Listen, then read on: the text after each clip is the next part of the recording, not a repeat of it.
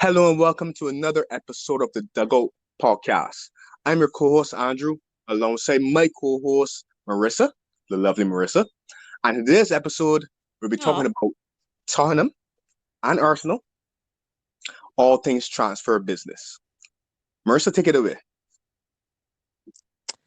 well, of course, I have to start with the North London rivals. I don't understand why I. Then again, you know what? This is an objective podcast. So these people are not my rivals for the moment. I am just a football fan looking at this objectively, which I'm sure Par- you'll do when we get to our Manchester United segment, at least par- hopefully. Pardon a minute, as you said, objective podcast. Well, I mean, we try to be, folks. We try to be, but Trey, it yeah, don't always go for yeah, that way. My might that do all the is work. true, So yeah, go ahead, Marissa. Continue. as they often do. Correct. Right. So Spurs have been very active in the transfer market, unfortunately, but fortunately for them, obviously. Their first signing was Perisic, which I believe is a top signing. Very experienced player, likely gonna play right wing back. But it's an interesting signing, even though there's obviously way more upsides than downsides. My one concern with that signing is the amount of people that they have to play right wing back. It's interesting. It's going to be interesting to see what Conte does there, but it's a signing that will undoubtedly make Spurs better, in my opinion. Then they brought in for their second signing was Fraser Forster, the goalkeeper.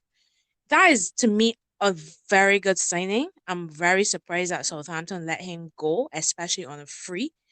And I think that he's a very, very good backup keeper and may even push Lloris. Who knows? Then their third signing for me is probably the best of the bunch, is Bissouma. A Yeah. whopping 25 million from Brighton. And I'm saying whopping not because it's a huge fee, but because it's such an excellent bargain. Like, Arsenal were in for him for a time, well, at least interested. And he's a very, very talented midfielder. I guess because he's in his final year at Brighton, that would have contributed to the low fee while going into his final year. But that to me is an excellent, excellent, excellent signing. And Correct. then I think their next signing was Longley? No, their next signing was Richarlison. But we get to Richarlison. Richarlison in a bit. I think Longley is an interesting signing because Spurs definitely need work at centre back. Persons have described Spurs as being a soft side, and I think that starts with the back three that they play now. Mhm. Yes, Romero has been good, but Eric Dyer, Davison Sanchez, So Longley, I don't know much about him, to be honest. He's played very minimally for Barcelona. As far as I know, I don't really follow La Liga that in depthly, but I know he hasn't been playing very much for Barcelona. Hence why the loan move to Spurs. Right. Interested to see if he improves them. I think Richarlison for 60 million is a very interesting signing. Now, I know Chelsea were in for him for a while, and I was actually on board with Chelsea signing Richarlison because not necessarily. I mean, obviously, as a player, he has a lot of good attributes. But for me, it's his character on the field that I think Chelsea with, and I think Spurs would benefit a lot from. He has this grit about him. He's a fighter. He's somebody that is not going to back down from a challenge. And that's what I like about the player. He's very passionate at times, which could be annoying as an opposition person, but I'm sure Spurs fans will love it. My concern Correct. with the Richarlison signing is is he just gonna go there and sit on the bench? I maybe saw Kulusevski having a top about half of the season when he came in, and him Spurs, got me saying Spurs, him Son and Kane contributed to Spurs actually getting that top four position. So for me, I'm not sure it Wait, was wait. spent 60 million. Go ahead. Yeah, I was gonna say you said Kane, Song, and Kulusevski would have contributed to Tottenham making top four. We must also remember that it wasn't just the front three; it was also Arsenal. Arsenal contributed as well. But continue. Oh gosh, you just had to slip that in. You just had to slip that in. I mean, we ever I'm get to just art. saying. Look, this is Spurs segment. That's not Brent. No riddle. Okay. Yes, but Okay. I do agree with that assessment though. I really do. But I was more talking about from the Spurs side, the goals that they scored in 2022 really propelled Spurs to actually be in a position to push Arsenal out of that top four position. So for me, £60 million on a player that likely may warm the bench a lot, that's my concern with the deal. But other than that, is a great deal. But I think what factors in a lot in this is the outgoings because we've seen Steven Bergwijn leave. So maybe I mean Richarlison for me is definitely an upgrade on Bergwijn, although Bergwijn is not a bad player. But before I go into the outgoings, I'll let you comment on the ingoings or the incomings, so to speak. Sure. I'll be happy to. I'll start with Perisic. I think that's a good signing. Experienced player will bring a lot of nose to their attack and know-how. And he also has, I think it's a very, very key point. He also has a history of playing at big clubs or clubs that are expected to challenge for their domestic titles. So I'm talking about Borussia Dortmund. He's played for Inter Milan. Mm-hmm. So I think that sort of, you know, winning mentality, or at least big club Right. mentality, I would imagine, will only improve the squad, right? Agreed. From that standpoint. I like the Fraser Foster signing, and the reason I like Fraser Foster, I agree with you in terms of I'm a little bit surprised that Southampton, allow him to leave, but at the same time, On a free, no less. yeah. So it's Like, possibly the case where he said that he's not going to renew his contract, but I'm not surprised that Conte decided to bring him into Tottenham because I've said this for a lot for many years. I think Lloris is overrated. I think Lloris is a lot of times forgiven because he's France number one. But Lloris makes a a lot of plethora of mistakes mistakes. on Yeah. a regular basis. He's very, very error Yeah. prone. And I think that Fraser Foster is going to do one of two things. Either Fraser Foster is not going to be good enough to overtake Lloris, and Lloris will still be declared number one, or Fraser Foster is going to be, good enough, stiff enough competition that Lloris will improve his game or his form. Mm-hmm. So I Mm-hmm. think it's a very, very healthy signing from that respect. Moving into Basuma, really, really good bite. I think he was also linked with Man United and Liverpool at some stage as well. So very, very Yeah. good bite, solid. That's a Pretty good bargain. midfielder. That's a And, bargain at £25 million, honestly. yeah, really good player. I think that he will improve. I think that he will prove to be a really, really quality signing for Tottenham. Um, Add a bit of steel to their midfield. The interesting one, well, Longley rubbing in from Barcelona. I shouldn't say Webby name, but Longley. Um, uh, I think that's a good signing too. Not because I really rate him as a player. I haven't seen much of him, being honest, but because like you said, he hasn't really played for Barcelona. I mean, he did play for Barcelona. His form wasn't great, so the bits and pieces that I would have seen of Longley would have been like 2-3 seasons ago. Right, haven't seen anything from him recently, but I do think that Spurs defense was an area of concern. I was impressed with Christian Romero once Conte came in, but Yeah. you know how I feel about Ardaya. You know how I feel about Davison Sanchez, Mm-hmm. um, Mm-hmm. and that crew. So they're rotten. So Yeah, they needed some strengthening at central defense for sure. For right, sure. some people might argue that Longley rotten too, but can't be no worse than them. So we will see. And I think Conte is a defensively sound coach as well. So I think with time the team will improve, or the defensive unit will improve rather. Right. But Richarlison is the one that's really caught the attention. Similar for Richarlison, I always like him even though he's an African player. I always felt that there's a good player in there. Right. I don't think that he's going to necessarily sit on the bench. I think that it will be a case where he will compete for the third starting berth alongside Kulusevski and Brian Gill and whoever else in Tottenham squad. And I think that in some games he might actually be the preferred option. Right? I think I don't know. I mean, players lose form all the time. Players get injured. I mean, to have Richarlison in the squad is awesome, but Kulusevski had a brilliant 6 months at Spurs and was key to Spurs' form in 2022. So I don't think, I mean, if he displaces him eventually, then sure. But initially, I see Richarlison sitting on the bench a lot for Spurs unless he comes on as a sub or plays a few club games. He's not going to displace Kulusevski right away. We'll see. I think he'll be a rotational piece between him and Kulusevski. I think a lot will be down to form and who Tottenham are playing against. But Richarlison is one of those players that away from home, for example, he's going to give you a lot of fight. He's going to, he's not going to he's not going to, like you said, you called Tottenham or Spurs soft, right? You thought they were soft. Yeah. I think Richarlison is going to add a bit of bite, right? Definitely. He can come and roll up his sleeves, man. Harry Kane decide that he don't want, put in a challenge or put any foot. Richarlison always put any foot. He'll fight. He'll fight from him. Exactly. For another down, he can still be running. So yeah, I think he will prove to be a pretty solid addition to Tottenham, if I'm being honest. Yeah. But then the question becomes, and this is where I go to the outgoings. No, as I said when I started talking about Perisic, you have 3 players that can play right wing back. Who plays left wing back, especially now that Sergio Reguilón has been left off of the preseason tour? Who plays left wing back for Spurs? Interesting. Wait, is Sergio Reguilón a candidate to leave? Yeah, he was one of 4 players. He was one of 4 players that Conte left at home. He's not on preseason with Spurs at right now. Yeah, but is there solid interest in someone saying that's interesting? I don't know about interest, but the rumors are those are the players that he doesn't see as part of his plans. Right. So this is a case where Conte doesn't fancy Reguilón.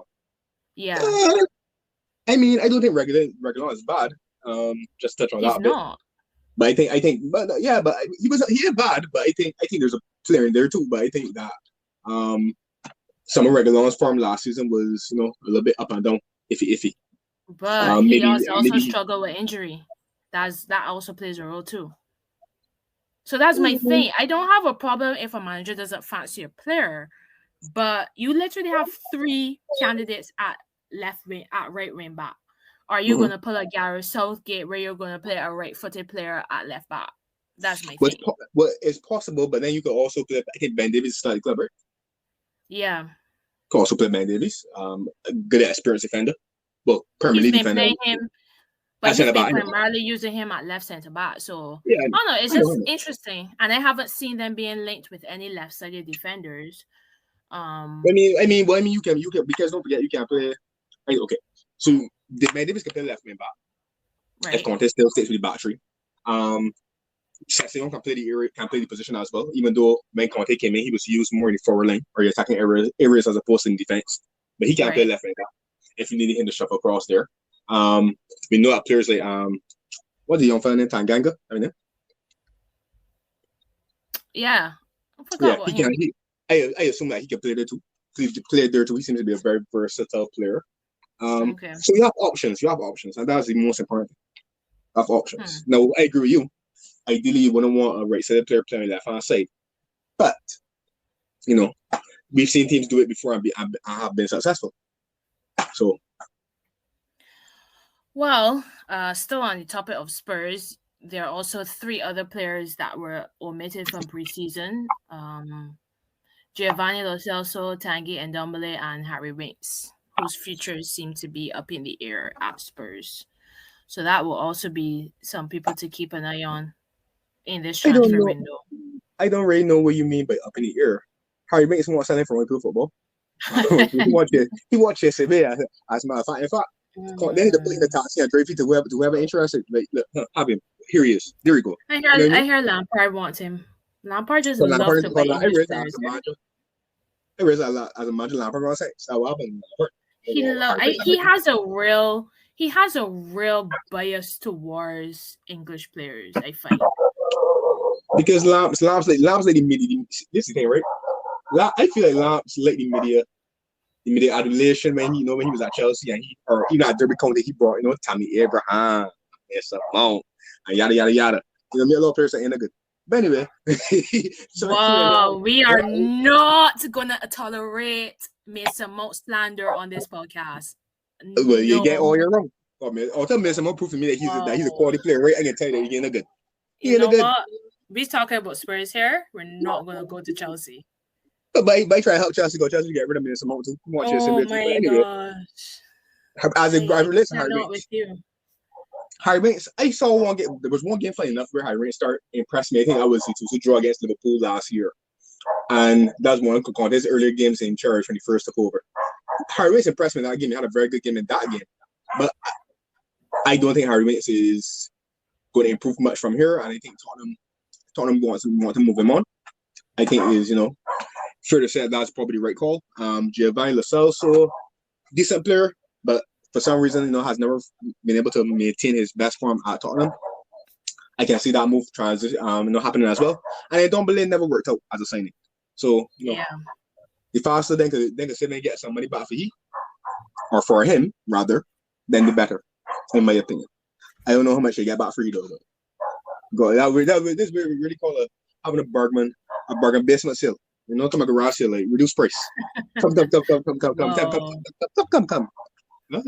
way is that way is and don't believe law. Anyway. So that's it on Tottenham. But before we go off of Tottenham, right? Where do you think Tottenham will finish this season? It's got to make a prediction.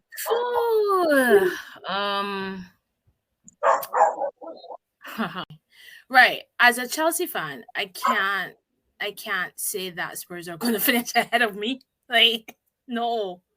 But being objective, though, I think they'll get fourth again. I don't think that Arsenal and Man United have strengthened in the areas I feel they need to strengthen in yet to really pick Spurs for that spot. I think one of Spurs' biggest wins in this window was keeping hold of Conte for sure. And I think with these quality additions, as well as with Conte as manager, they should get fourth place again. Okay. I believe. Interesting. I believe that Tottenham will be a strong candidate for top three.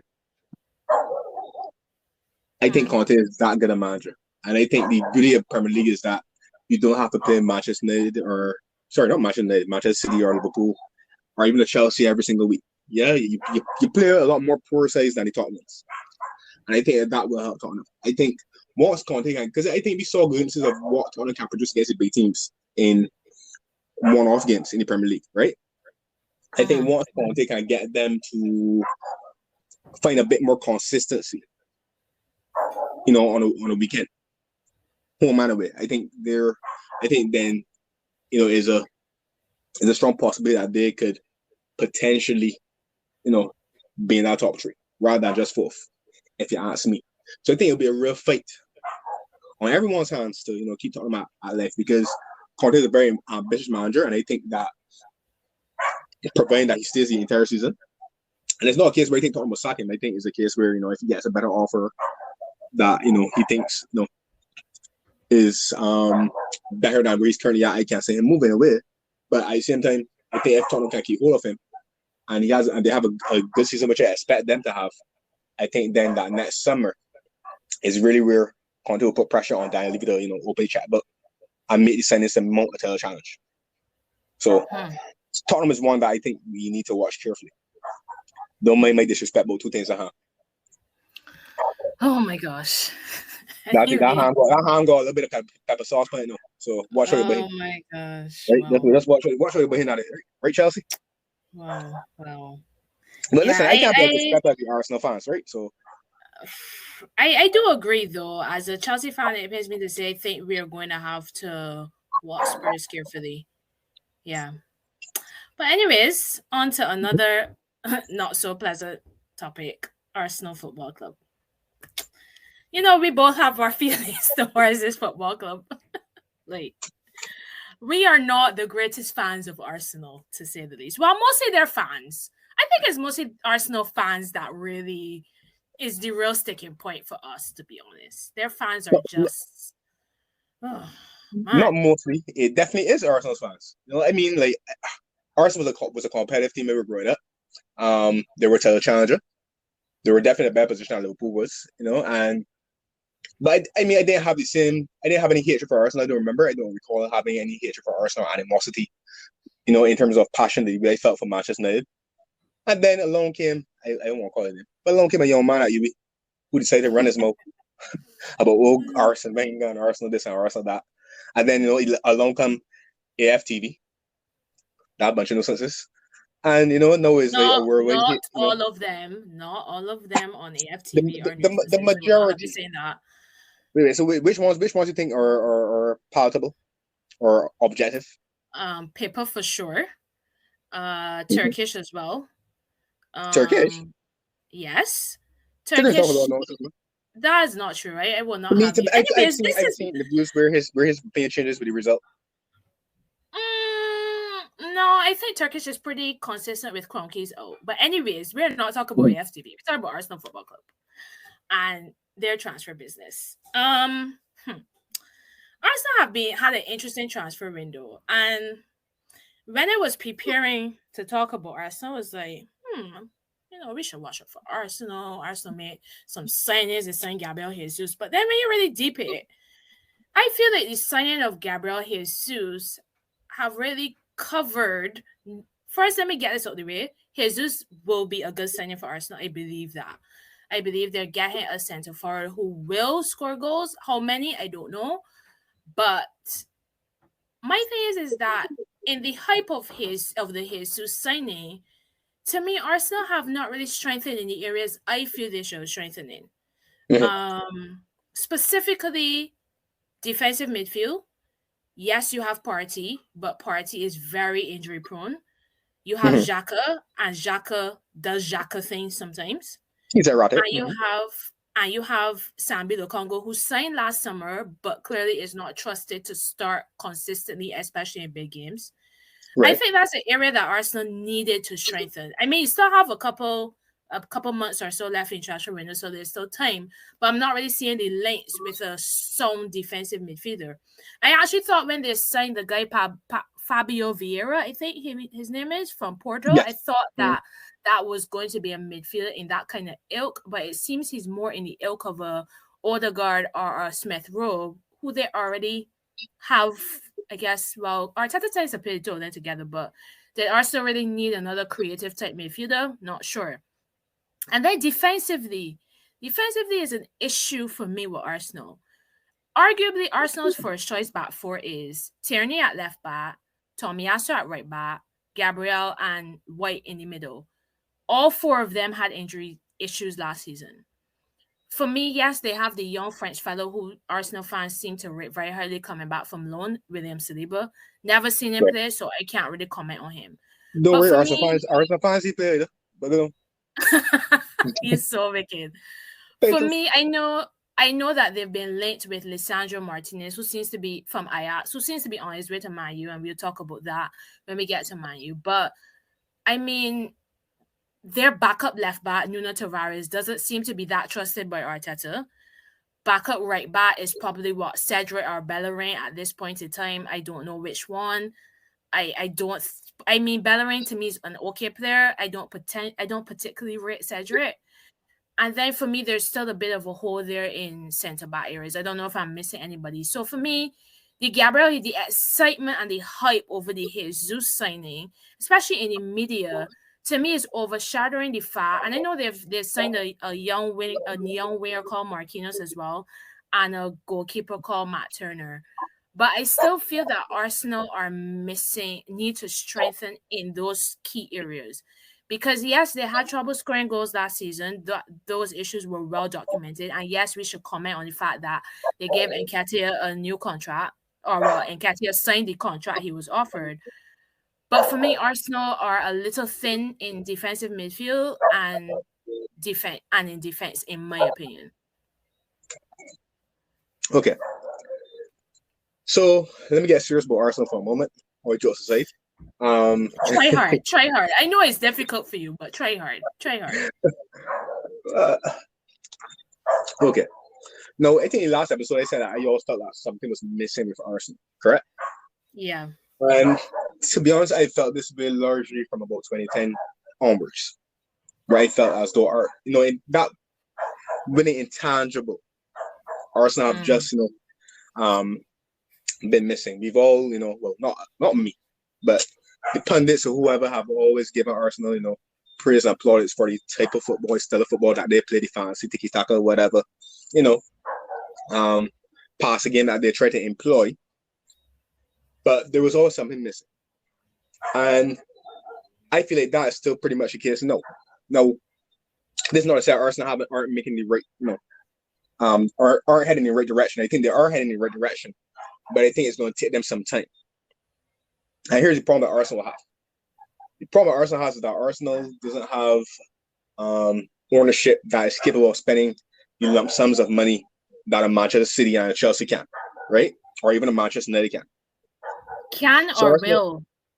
Because I saw a stat the other day that they're among the richest owners in football. So is it that they can't, or is it that they choose not to? Well, they choose not to, right? I guess, okay, I'm going to stick with it. I guess the Arsenal fans know better than me, so I'm going to stick with the Arsenal fans that say that they choose not to, right? But given that is the case, it means that their transfer strategy has to be a lot more precise, right? I think they've made some very good signings of late, though. So I like the Odegaard signing. I like the emergence of Bukayo Saka, although he's not a signing, but the emergence of him in Will Smith role. I like the signing of Samuel Lukonga, the little guy that you mentioned, young fella. I like the Jesus signing to a certain extent. I like the Ben White signing. I like Aaron Ramsey. I like all signings that they've made, right? And if you notice, I think Arsenal, correct me if I'm wrong, they had the youngest Premier League team last season, right? Yeah. Okay. So here's the thing with Arsenal. I think what we're saying for Arsenal is that they have a promising group of players together that they're starting to, put together. I think they will be better this season than last season. Okay, I think a year's experience is going to count for a lot, right? But I think we have to be honest. I think Arsenal fans have to be honest with themselves and recognize that these guys are still developing players. Saka's still developing. Emil Smith was developing. Odegaard is, for all his promise, I know he was at Real Madrid, but he's only 23. Very, very young players, right? I think the key for Arsenal will be to do well enough, right? To do well enough, and to have a manager who's able to, keep it in a stable, sort of space, where that you can actually see these players mature and the real potential start to materialize. My worry for Arsenal is that if you go 1-2 years without winning anything, and the fan base that I got, the ignorant fan base, I call them one of this. Ignorant fan base that I got get and keep a lot of noise and demand that Arteta gets at, because they have done that this last season, remember? There were times Arteta out. Yeah. Arteta out. He in the good. He's a pet. What is it? A pet what? A pet double? Whoever they want to call you, right? A pet clone, correct. He in a manager. He just picking up clones at the city training ground. The key for Arsenal is patience. They have to give. I'm not saying Arteta's a great manager, but the fact is that he's a manager that you picked, right? And the idea I get with Arsenal is that Arsenal are trying to establish or build a long-term project with Arteta. So you need to give him that time. And he's working with young players. Now he's working with a nice mix of experience and youth. He's working with predominantly young players. So the key for Arsenal will be to do well enough, and the fans to be patient enough that in 3-4 years' time, when Odegaard and the Smith Rowe and Sakas become 26, 27, you understand? That's the moment then where I think Arsenal will be a challenge if they can keep that core together. Pardon? There you go. That's where I was gonna go next. No, you talk about the fan base needs to have patience, and I agree. But as far as I know right now, Saka has 2 years left on his current contract. So at the end of next season, if they don't extend, he's going to be in the final year of his contract. A guy like Bukayo Saka, players like Emil Smith, I think Emil Smith more signed a new contract last summer, though. I think so, because he had interest from Aston Villa, so I think they gave him a new contract. For me, will Arsenal's best young players want to stick around if they're not winning anything? That's the question. Because for me, yes, like you said, they're going in the right direction with their signings. However, you have a young squad and a young manager, and sometimes that's not the right mix. I feel that Arsenal needs to add more experienced players to their squad to help shepherd the young players along, because they can't do it themselves. We saw last season how Arteta doesn't seem to have a plan B when they concede the first goal. and he doesn't seem to have great in-game management when they concede the first goal. And then the young players subsequently on the pitch don't know how to respond in those type of circumstances. Now, granted, as you said, a year on, they're going to be more experienced. But I just don't get the sense that I just feel that they need more experience around those young players. They can't do it all on their own. Agreed. The problem we're getting they think I don't think Arsenal when you say okay, give me the age range when you say older player, what age range looking at 28 to 30? Even 26, a strong, experienced 26, 27-year-old. I know they're looking at Tielemans as well. I'm not sure how old Tielemans is. Tielemans about 25, 26. Okay, somebody like him will be a good signing because, yes, he's young, but he's also very experienced, having played for Leicester for a few years and played at the top level for a few years. So around that age range, and I'm not necessarily looking at age either, just somebody with experience, more experience than what they currently have. All right, I don't like Tielemans, to be honest. I think Tielemans is too inconsistent. Wow. Just me. I think Tielemans Yeah, is a I good mean, if you say so. Tielemans is like 5 years. I can't. I don't think that highly of Tielemans. Let me just leave it there. I think that the third player you're describing that I think Arsenal to the target would have been a Christian Eriksen, for example. Somebody in that type of mold. Maybe. Okay. Right? Even a Dusan Tadic from Ajax, somebody in that type of mold who has played at big club before, who's been around the block for a while. The problem that Arsenal will have with those type of players though, not so much with Christensen, but maybe Tadic, is the sense that you don't have any Champions League football to offer. So I may come in. So that's then where you need to imagine that. Even if they're not there yet, you need a manager that can persuade a player to come, buy the project and tell the player will be definitely challenging next season, or whatever the case would be. Right? Those type of things come into play. I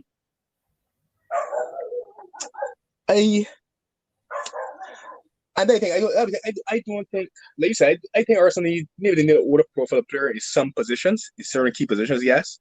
But I don't think it has to be like a senior statesman or whatever the case would be. It could be someone 26, 27, 28. That's what I'm saying. It ain't gotta be like somebody 30, 32, 30, around that age, but just somebody that is experienced. I mean, look at Fabregas.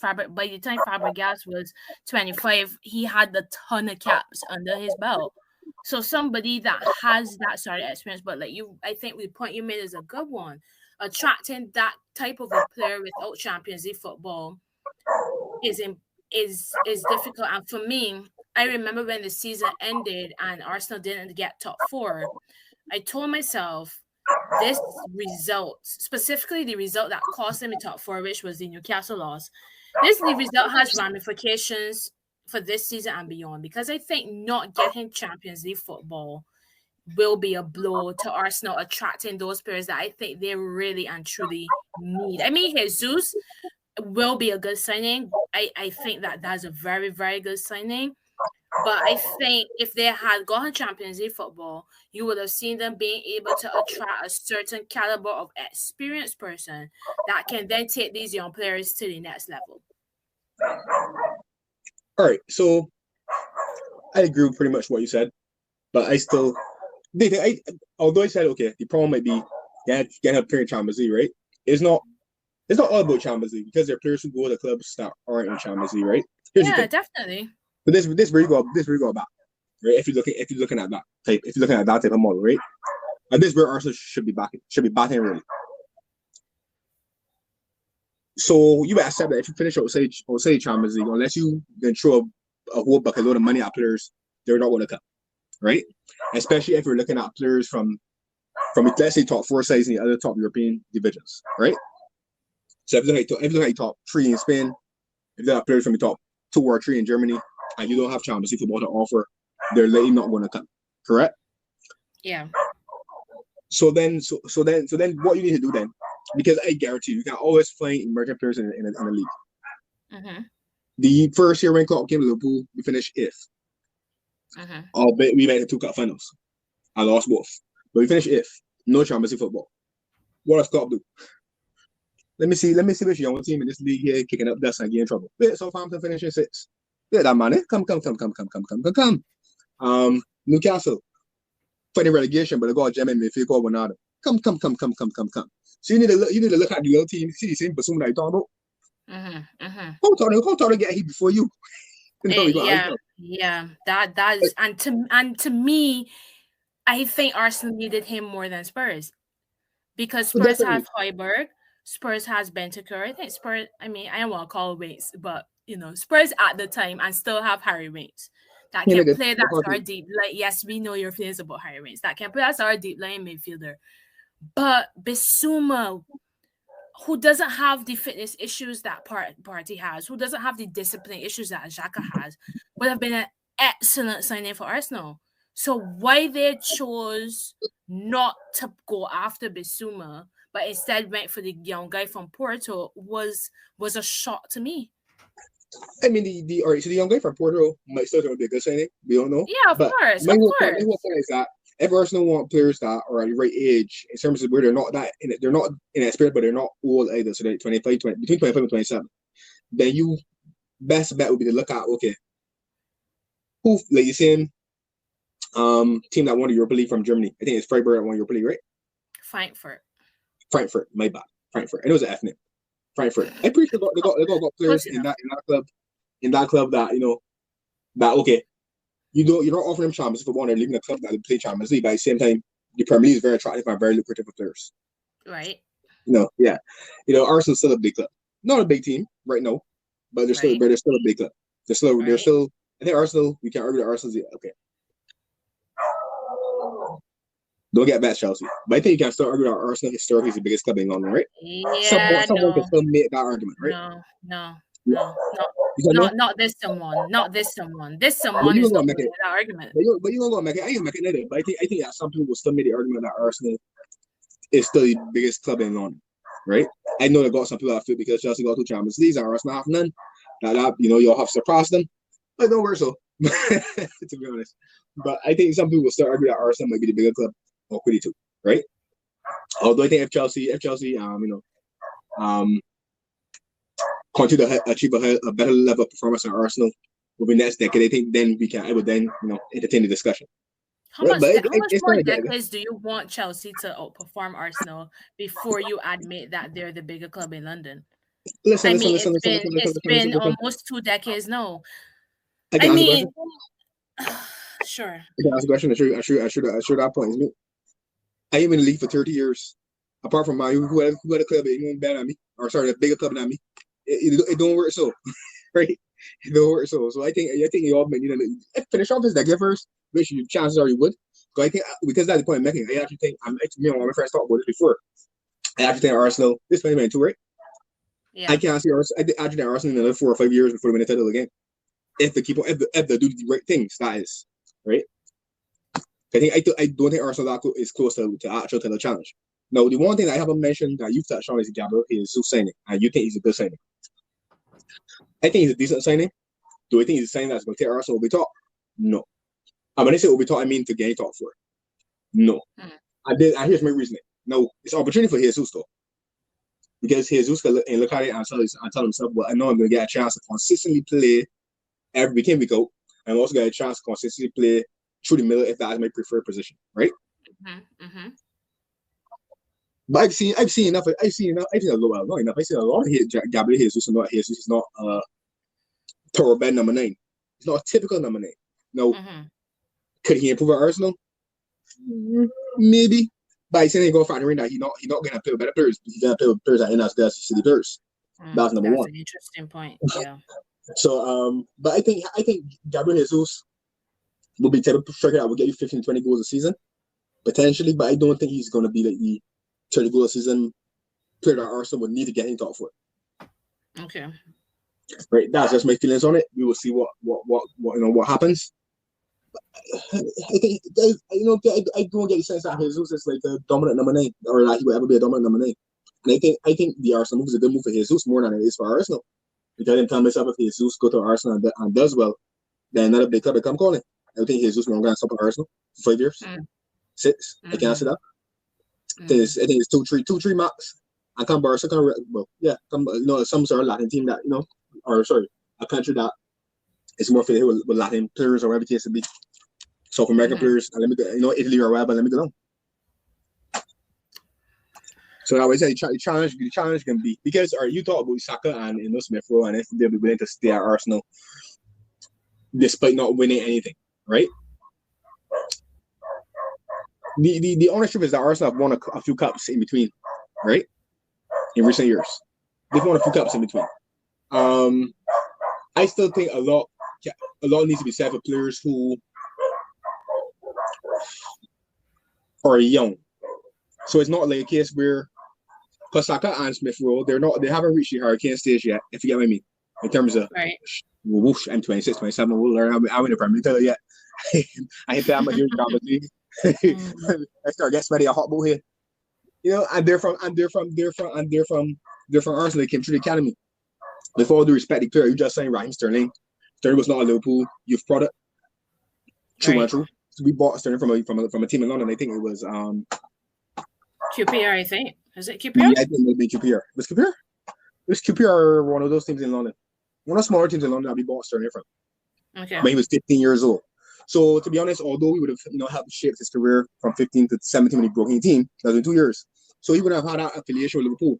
So I can understand Sterling saying, you know what, I won't win out and I won't leave, right? But I think it's different. For example, if Trent emerged when Sterling played for Liverpool and Liverpool weren't winning anything, and then Suarez and whoever left, I think there's a better chance of Trent staying at Liverpool for that 3 or 4, giving it a little bit of time, as opposed to Sterling. I think being an academy player or academy product, and coming from the area and supporting the team as a child, counts for a lot, right? Everybody in a way, Rooney that you can't imagine until you imagine you want it, right? So I think Arsenal fans don't panic. I think Saka will be okay to stay for another year, for another 2 or 3 contract extension. I think Smith Rowe the same. I think those guys will give it time. I think when those guys are getting 25, 26, as I said, is important. Can you keep the older guards and the good young players that you have, the Ramsdales or whoever? Can you keep them at the club? Because they got a lot of inner teams in London, like a Chelsea, for example, who come and toss money at them until they come. I can't play Champions League football. Can't see the big leagues, right? I more see Saka at Liverpool or City, though. To be perfectly honest, that's a discussion for another time. I know any business supporting Arsenal players, man. So I think I left it there. Well, I think that this has been a quite, interesting discussion, quite fun discussion. Wouldn't you say, Marissa? As usual, when we chat about football. Correct. I would apologize to Arsenal fans for the comments that I made, but that apology. You ain't sorry. So you ain't sorry. Exactly. You're not sorry. I won't go there, but I really do hope that. I think the Premier League is a better place when Arsenal is a strong team, and I know I like competition, and seriously, it's a better place when Arsenal is a strong team. So I would like to see Arsenal. But then I can't banter them. Well, but then if they're strong, I can't banter them. Well, they'll banter us, but every horse is going to die, truth. But I would like it. That is true. Of a day where when Arsenal fans come to grow up about Arsenal, they actually have some substance and some material to support why they feel that way. Besides the fact that they think that is their God-given right to be at top of the Premier League, right? Boy. So that would be a welcome change, But I do hope that Arteta, moving forward, I do hope that the Arsenal squad, the young group that they have together, I do hope that they're able to keep them intact and grow and develop, so that in 2 or 3 seasons we can see a competitive Arsenal team. That being said, thank you for listening to our discussion, folks, and we look forward to you join us again next time when we talk about the once mighty Manchester United.